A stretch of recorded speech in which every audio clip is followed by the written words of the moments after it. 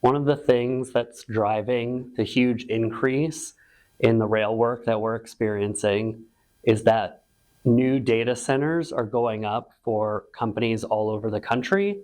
And the easiest way to get power there is in shared corridors with rail companies. The data centers require a lot of power over a very long distance from where the power is generated. So the railroad is an opportune place to put that.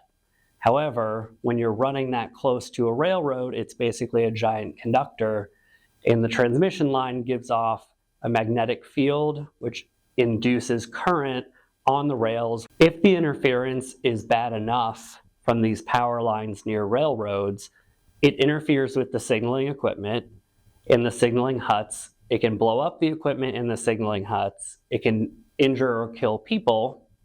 And so we need proper ways to mitigate that. EMA has been working with the rail industry for over 30 years, since the very early 1990s. And we started out with pencil and paper and graduated to simulation work. And we've expanded the number of railroads that we work with to about 75% of those in North America.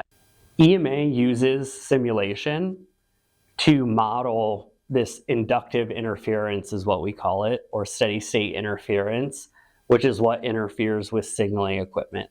We also use it to model the touch voltage, which is the issue with the faults.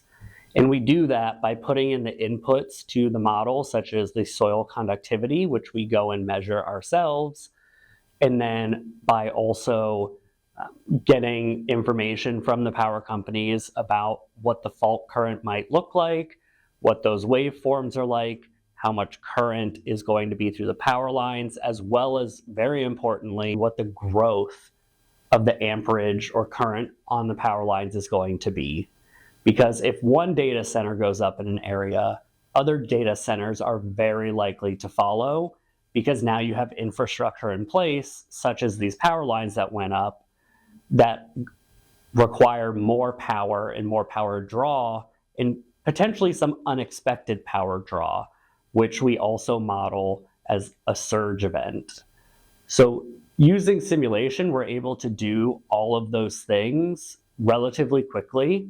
Within the span of a week, we can model 10 to 15 different scenarios, and we can bound the risks for the rail companies or even the power companies. So using Ansys EMC Plus, we are able to simulate fault events, steady state interference from power lines that encroach on the right-of-way of railroads.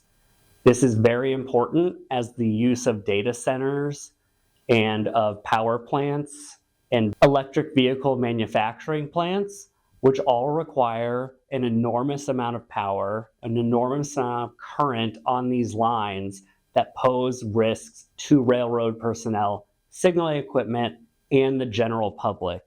And so using EMC Plus, we're able to bound these risks, and also we can provide mitigation solutions to the rail companies or the power companies so that they can implement those and protect all of the entities involved, including, most importantly, personnel and the general public.